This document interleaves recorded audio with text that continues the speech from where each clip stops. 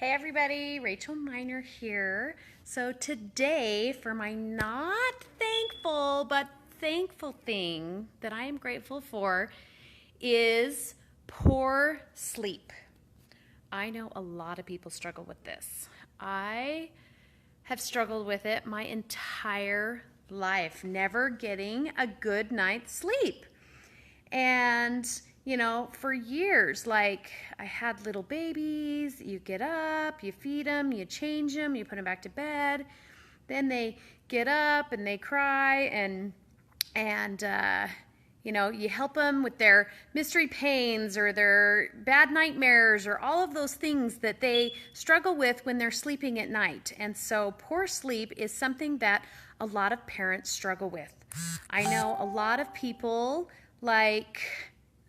have a hard time falling asleep, or they can fall asleep but then the simplest thing wakes them back up and then they can't get back to sleep. And I'm the kind of person that I would lay awake for hours at night trying to shut my mind down. It was hard to shut my mind down to be able to concentrate on just blackness in order to fall asleep, and then I just dreaded if something woke me up, whether it was, a sound in the house or my kids. And I love my kids and I loved getting up and helping them with what they needed, but it was going back to sleep after I got them back to bed that I would just then lay there and be like, oh my goodness, and look at the clock and every half hour, and then when it got to be 5 or 6, then maybe I'd fall asleep knowing that maybe I only had an hour or so of sleep and then I'd have to be up again. And so I know a lot of people have struggled with this because what happens is your cortisol gets off balance, and your cortisol is what helps you sleep.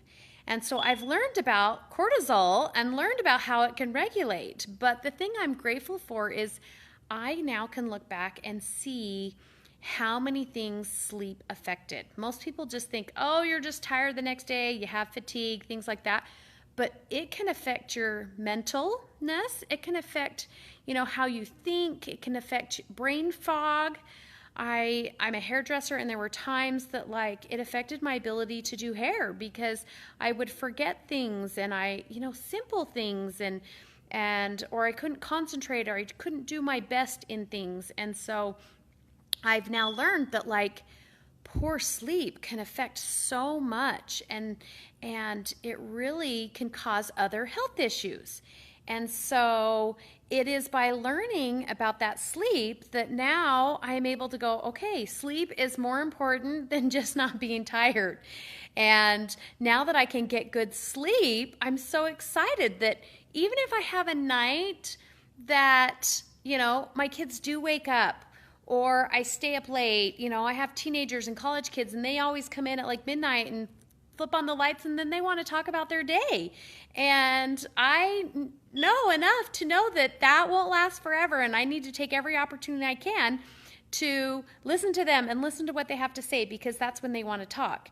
And so now that I got my cortisol balance, now I know that even if I have something that interrupts my sleep, when I go to sleep, I can get rested and that I can get the sleep my body needs.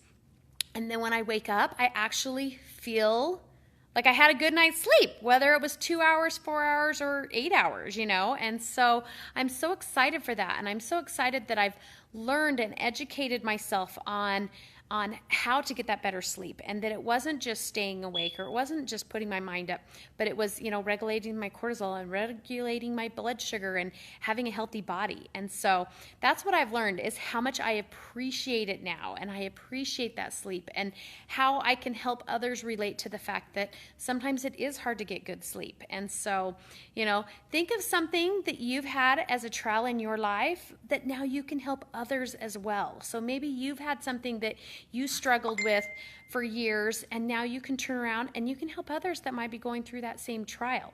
So, hey Annie. So yeah, that's my challenge for you today, is see and reach out to somebody that might be struggling with something you've been through and see how you can help them, even if it's just encouragement and letting them know that they're not alone.